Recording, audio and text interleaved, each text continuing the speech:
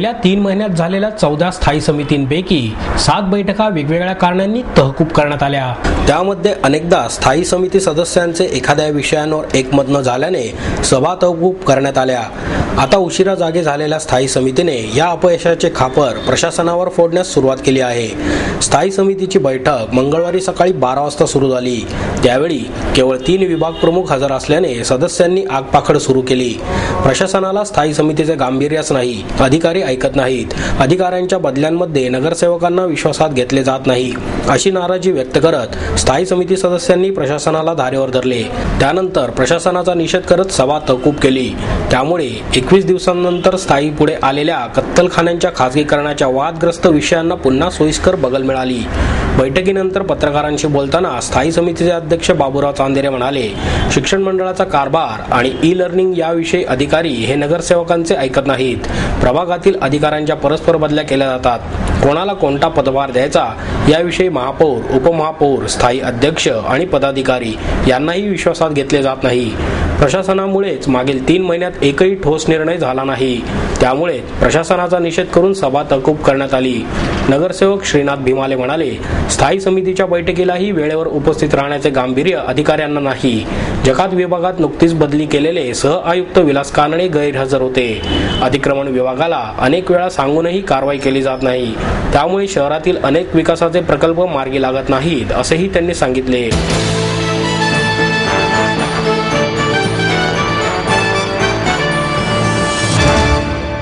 मराठी माध्यमांच्या खाजगी शाळांना मान्यता द्यावी या मागणीसाठी शिक्षण हक्क समन्वय समितीच्या वतीने आंदोलन करण्यात आले। यावेळी सुप्रिया पालकर, बबन चौगुले, रवींद्र घनक, सुरेश इक्के, ज्ञानेश्वर जाधव आदी उपस्थित होते। सध्या सुरू असलेल्या मराठी माध्यमांच्या विना अनुदानित खाजगी शाळांची मान्यता काढून घेऊ नये, मान्यता नसलेल्या शाळेतील 8वी ते 10वी पर्यंतच्या विद्यार्थ्यांना इतर मान्यता प्राप्त शाळेत समाविष्ट करावे आदी मागण्या यावेळी करण्यात आल्या। त्या पूर्ण झाल्या नाहीत तर 9 जुलैपासून शिक्षण संचालनालयासमोर बेमुदत धरणे आंदोलन करू असा इशाराही संघटनेच्या वतीने देण्यात आला। यावेळी ज्ञानेश्वर जाधव म्हणाले, महाराष्ट्रातून मराठी लोप पावत आहे, त्यातूनच सरकार मराठी माध्यमांची मान्यता काढून घेत आहे। यामुळे आता कर्नाटक, आंध्र प्रदेशात जाऊन मराठी शिकवावी का, असाच एक प्रकारचा प्रश्न पडला आहे। हेच सरकारला बजावण्यासाठी आम्ही शिक्षण संचालनालयासमोर हे आंदोलन करत आहोत, असेही त्यांनी नमूद केले।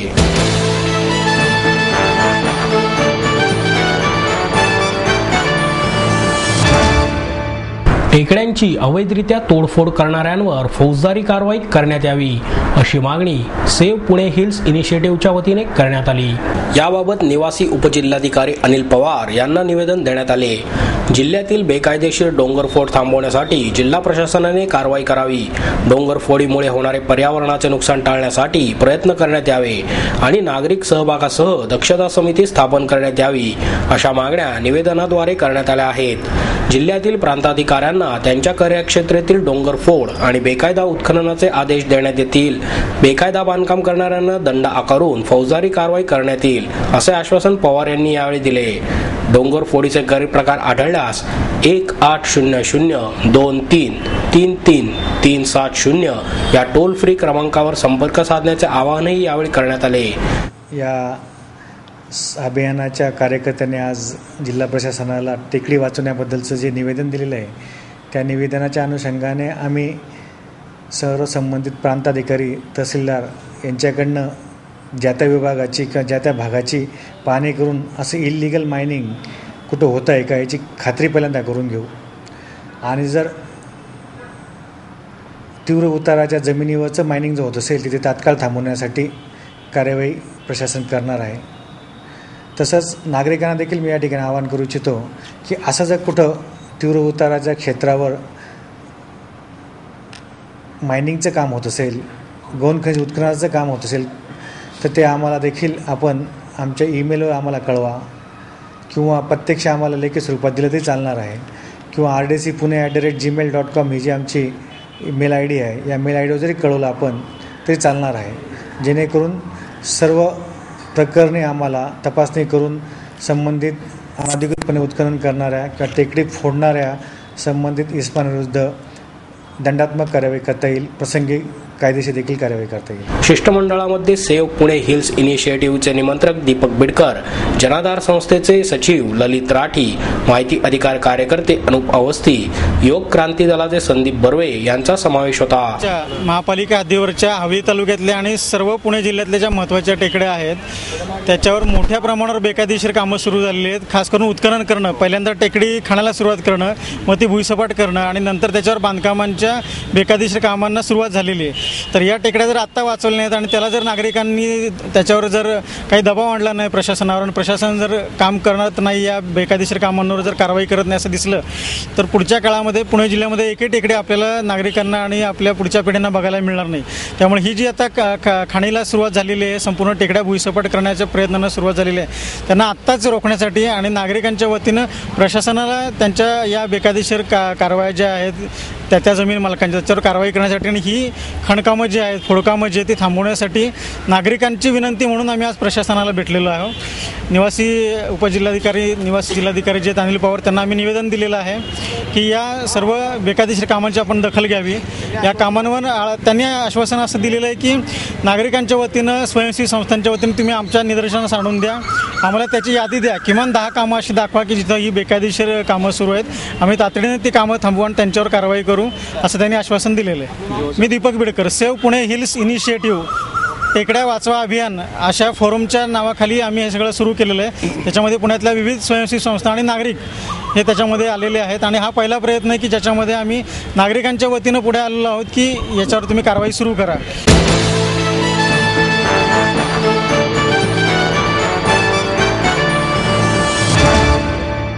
पावसाने हुलकवणी दिल्यामुळे शेतीपाठोपाठ पुणेकरांच्या पिण्याचा पाण्याचा प्रश्नही आता गंभीर झाला आहे. गेल्या वर्षी परतीच्या पावसाने पाठ दाखवल्याने यंदा पुणे जिल्ह्यासह राज्यभर दुष्काळ सदृशच परिस्थिती निर्माण झाली आहे. जलसाठ्यांची पातळी खालवल्याने नागरिकांना पिण्यासाठी पाणी मिळत नाही. जिल्ह्यात 150च्या आसपास पिण्याच्या पाण्याच्या टँकरची संख्या गेली आहे. जनावरांना खाण्यासाठी चारा नाही, त्यामुळे गुराढोरांचा सांभाळ कसा करायचा असा प्रश्न शेतकऱ्यांसमोर निर्माण झाला आहे. पिके घेण्यासाठी नागरिकांनी शेतीची मशागत केली आहे, परंतु पाऊसच नसल्याने पेरण्याही रखडल्या आहेत. त्यामुळे शेतकऱ्यांसमोर मोठे संकट निर्माण झाले आहे. संपूर्ण जून महिना कोरडा गेला आहे, त्यामुळे लक्ष आता केवळ आभाळाकडेच लागले आहे. रोज ढग येतात, आज येईल उद्या येईल असे केवळ स्वप्न दाखवून पुन्हा ऊन पडते. जुलै उजाडला खरा, पण अद्यापही वातावरणात उन्हाचा तडाखा जाणवत आहे. पावसाने पाठ फिरवल्याने जिल्हाभरात विविध उपक्रम राबवण्यात येत आहेत. पाऊस यावा यासाठी जिल्ह्यात विविध ठिकाणी धार्मिक कार्यक्रम करण्यात आलेत. दगडूशेठ हलवाई गणपती, शारदा गणेश आदींना साकडे घालण्यात आले. मात्र पावसाने हुलकावणी दिल्याने मोठे संकट निर्माण झाले आहे.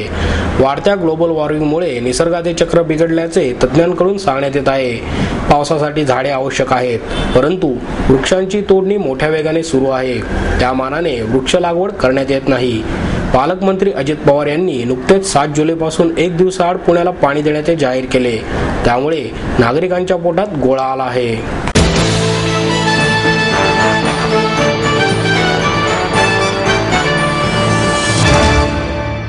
मंत्रालयाला लागलेल्या आगीच्या पार्श्वभूमीवर वनाज येथील इंद्रधनु सोसायटीमध्ये अग्निशामक दलाने प्रात्यक्षिके सादर केली. मंत्रालयात लागलेल्या आगीच्या पार्श्वभूमीवर अग्निशमन दलाच्या वतीने आग नियंत्रणात्मक प्रात्यक्षिके सादर करण्यात आली. यावेळी सोसायटीतील रहिवासी मोठ्या संख्येने उपस्थित होते. सोसायटीतील रहिवाशांनी उपस्थित केलेल्या प्रश्नांना अग्निशमन दलाचे अधिकारी प्रमोद सोनावणे यांनी समाधानकारक उत्तरे दिली. अग्निशमन दलाच्या अधिकाऱ्यांच्या सहकार्याने सोसायटीला आग लागल्यानंतर आपला जीव कसा वाचवायचा या उद्देशाने प्रात्यक्षिके सादर करून दाखवण्यात आली. अग्निशमन दलाचे प्रमोद सोनावणे यांनी आगीसारख्या आपत्तीप्रसंगी काळजी कशी घेण्यात यावी याचे देखील लोकशिक्षण दिले. अग्निशमन दलाचे प्रमोद सोनावणे, शशिकांत पवार, राजीव टिळेकर यांनी इंद्रधनु सोसायटीमध्ये थरारक प्रात्यक्षिके सादर केली. यावेळी निवृत्त पोलीस अधिकारी दत्तात्रय टेमघरे, मॅग्नस सर्व्हिसेसचे टीम डायरेक्टर मनोज टेमघरे, राहुल उभे, मिहिर दळवे आदींनी या प्रात्यक्षिकांसाठी विशेष पुढाकार घेतला. एक संस्था आहे, 24 तास कार्यरत असणारी एक संस्था आहे आणि लोकांच्या जीविताचा आणि मालमत्तेचा प्रश्न ज्यावेळा येतो त्यावेळा ही दल नेहमीच पुढं असतं आणि त्यांना ते जिकरीने ते काम करावं लागतं. ज्या ज्या ठिकाणी मनुष्यहानी होती त्या ठिकाणी तात्काळ पोचतं आणि त्या ठिकाणी संपूर्ण आग आटोक्यात आणून ते त्या ठिकाणी यशस्वी होतात.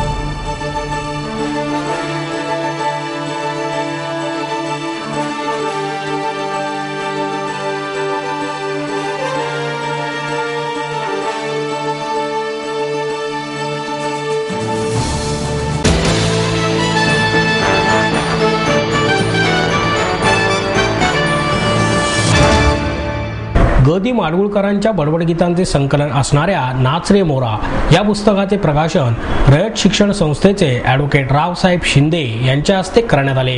आमदार उल्हास पवार, मोहन जोशी, माजी खासदार श्रीनिवास पाटील, प्राध्यापक मिलिंद जोशी, श्रीधर माडगुळकर, अनुबंध प्रकाशनचे अनिल कुलकर्णी यावेळी उपस्थित होते. दडी मारून बसलेल्या पावसाचा काळा रंग जसा आसमंती चढू लागला तसे फिसारा फुलवून बालचमूतील मोर फेर धरू लागले. कधी पोपट, कधी घोडा, हत्ती तर कधी ससा, मांजर, गाय, माकड अशा शेपटीवाल्या प्राण्यांची गर्दी होऊन त्यांचीही सभार मंचावर भरली आणि गदिमांच्या बडबड गीतांचे सहज शब्द प्रत्येकांच्या ओठावर रेंगाळत त्या निरागस बालकांसह पुणेकरांनी ताल धरला. यावेळी क्रीडा रंजनी ग्राउंडच्या बालचमूंनी नाच रे मोरा आणि शेपटेवाल्या प्राण्यांची भरली होती सभा या गीतांवर नृत्य केले. गदिमांची गीते लिखित स्वरूपात एकत्रितरित्या कोठेही उपलब्ध नव्हती. यासाठी माडगुळकर कुटुंबियांनी 57 पेक्षा अधिक गीतांचे संकलन करून हे पुस्तक तयार केले आहे. संपादन गदिमांच्या स्नुषा शीतल माडगुळकर आणि नात लिंता आंबेकर यांनी केले आहे. रंग आणि चित्रांच्या सजावटीत पुस्तक तयार केले आहे. प्रकाशन सोहळ्यासाठी माडगुळकरांच्या 4 पिढ्या उपस्थित होत्या.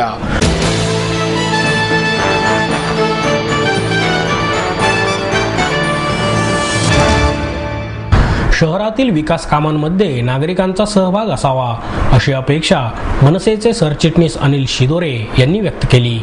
शहरातील विकास कामांबाबत शिदोरे यांनी महापालिका आयुक्त महेश पाठक यांची भेट घेऊन त्यांच्याशी चर्चा केली. त्यावेळी त्यांनी ही मागणी केली. त्यानंतर पत्रकारांशी बोलताना शिदोरे यांनी ही माहिती दिली. शहराच्या विकास कामात नागरिकांचे मते जाणून घेण्याची गरज आहे. त्याबाबत मुंबई महापालिका कायद्यात तरतूद आहे असे स्पष्ट करून शिदोरे म्हणाले, ग्रामपंचायतींच्या ग्रामसभांप्रमाणे शहर पातळीवरही अशा प्रकारच्या क्षेत्रसभा आयोजित करून नागरिकांची मते जाणून घेण्याची गरज आहे. ग्रामपंचायतीमधील ग्रामसभेला अशा प्रकारचे अधिकार आहेत. या अधिकारांमुळे अनेक रखडलेली कामे पूर्ण होतात. त्याचबरोबर नागरिकांचाही विकास कामांवर अंकुश राहतो.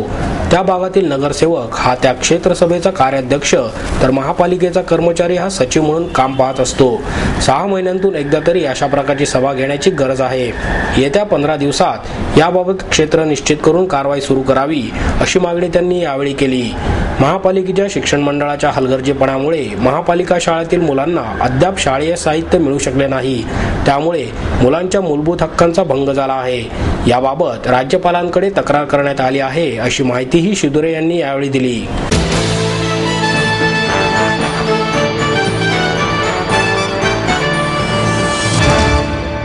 आणि याबरोबरच हे बातमीपत्र संपलं. पुन्हा भेटूया उद्या याच वेळी. नमस्कार.